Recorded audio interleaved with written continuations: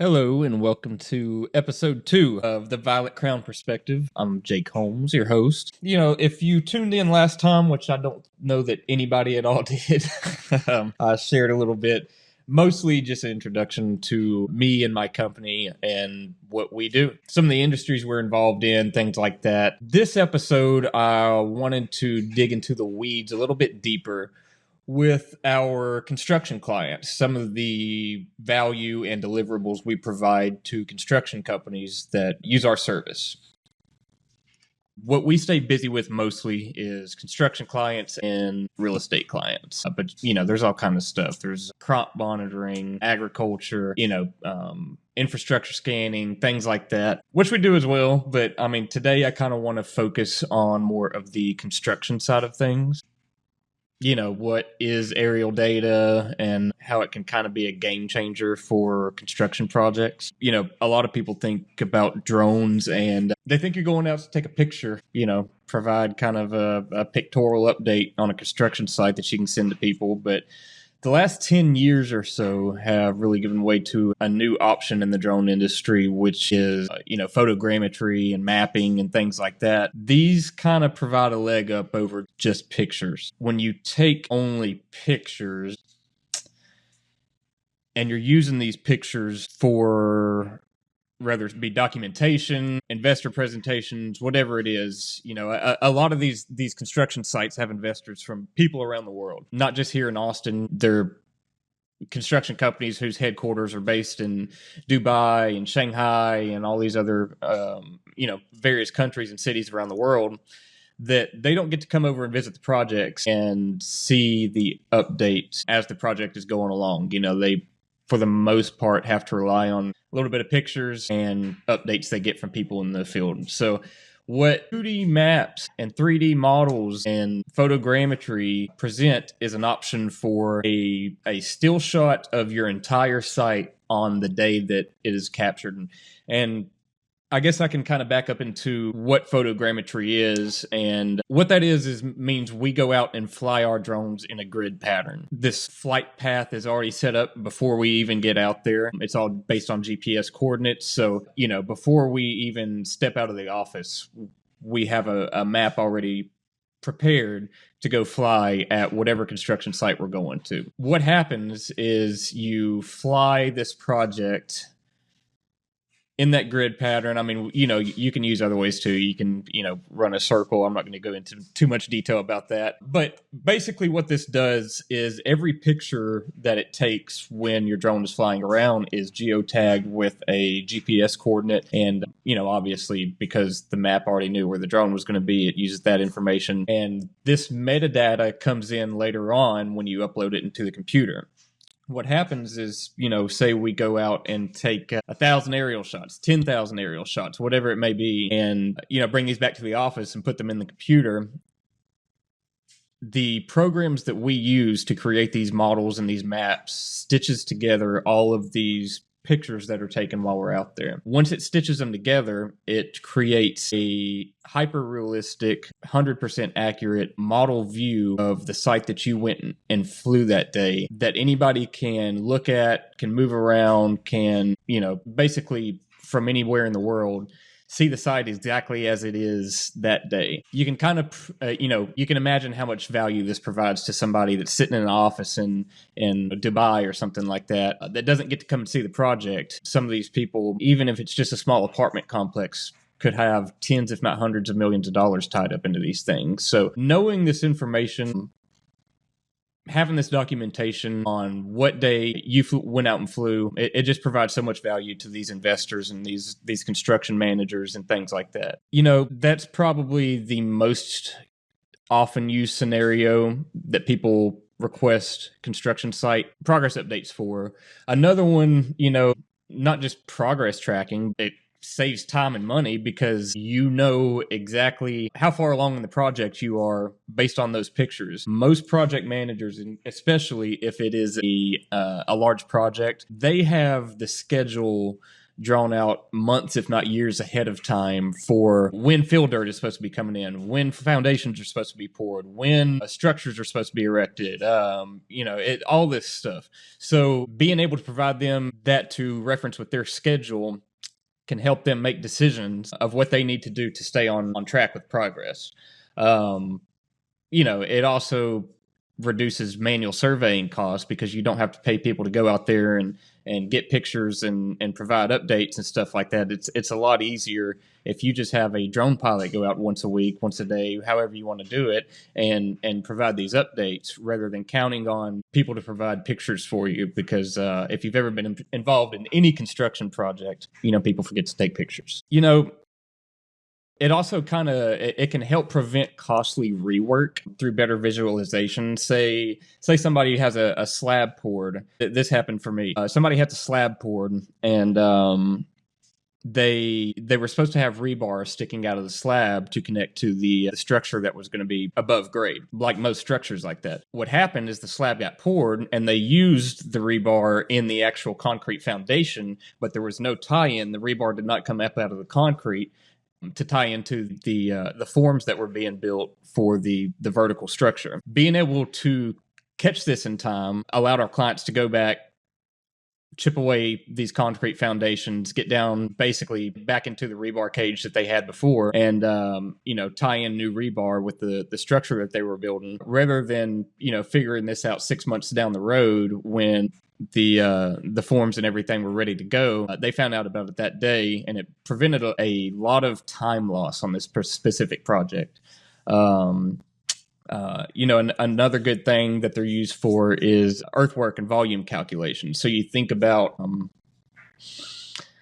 your a site that we just surveyed is a quarry here in Dripping Springs. This particular quarry has contractors that come in and are able to pull out material from them and then go sell that material later on. As you can imagine, it gets pretty hard to keep track when you're talking about a 100-acre quarry of how many trucks are coming in and out with what weights and everything like that. There was a bit of a dispute, as most of those trucks, if not all of them, have to hit a scale on the way out. And something happened one day, and there was a dispute because the scales weren't working. The company that was taking the material out of there, they charged the company. Their documentation showed that they had pulled a certain cubic yardage of material out of the quarry. Quarry disputed this because the scales were off. Nobody really had any way to check what, how much weight was on those trucks. What happened is, this is a quarry that I visit every week. I take still shots of them every week. When the dispute happened, we were able to go in and actually provide the volume calculations from the prior week in the area that the contractor pulled from. We were able to determine from the volume calculations that the contractor, the number that they gave for their material that they pulled out, was not accurate, and it saved the quarry about $30,000 worth of material that they had got pulled out over those 3 days. Things like that, you can kind of see where volume calculations and things like that would come in handy, especially if you're somebody that, has material going in and out of your project, and you need to keep track of, where that material, how much of that material is leaving and entering your project. Other than that, it can kind of help with site planning and layout optimization. A lot of times, if you've been involved in construction, there's RFIs, there's things that maybe weren't thought of in the planning stage that have to change once the actual project goes in. Accurate mapping data can provide your project with a layout of, basically an as-built of the property as it is that day. So, you're able to plan these site layouts and this planning a little better. There's a few common challenges, I would say, that come along with doing these site updates, these maps, these models. One of the common problems, especially if you live in the hill country, because it's pretty unpredictable, is the weather. We are fortunate sometimes to live here because we go 2 months at a time without rain. That helps me be able to get out and fly, although I do wish it would rain more often here. That is a positive. Now, the negative with that is storms pop up out of nowhere here, especially in the summertime. So, a flight that you've had planned for a month can get pushed because of rain, which is obviously the last thing that is in your control. The times that sucks the worst is when you've already cleared something with the FAA and gotten a waiver to fly in a restricted air zone, because sometimes it can be 2 weeks before you get another permission to fly that air zone. I guess that kind of goes along with another thing that is a common problem, but shouldn't be as long as you've got good prior planning, and that's permissions, FAA waivers mostly. Before you go out and fly any project, and trust me, I learned this the hard way, look and see if it's what the airspace is. Make sure the airspace isn't restricting. You do not want to drive an hour to a project, somebody's paying you good money to come fly, and you're all ready to go, and you get there and it's in restricted airspace because there's an airport right across the street. So, check that every single time. When you have a job lined up, whether it's a week from now, a day from now, a month from now, a year from now, look at the airspace right when you get that job. Figure out right then if you're going to need some sort of waiver or permission to fly in that area. I guess we haven't talked much about some of the emerging tech in drones. And when I say emerging, these things have been around for 10 or 15 years now, but they're just now being able to be implemented into a consumer drone. Things like LiDAR, AI-powered analytics, that's another big thing that's coming along recently. Like we had talked about, volume calculations, things like that. That's getting so much easier with AI these days. LiDAR, it's just getting cheaper. Like I said, it's getting more to the point where the average consumer can go pick up a LiDAR drone. I can remember my first time seeing a LiDAR drone. I worked for a surveying company about 10 years ago is when we wanted to get involved in LiDAR. And at the time, LiDAR drone cost hundreds of thousands of dollars. For the module and the quadcopter we paid for, I want to say was around $250,000 at the time that we bought it in 2016 or 17.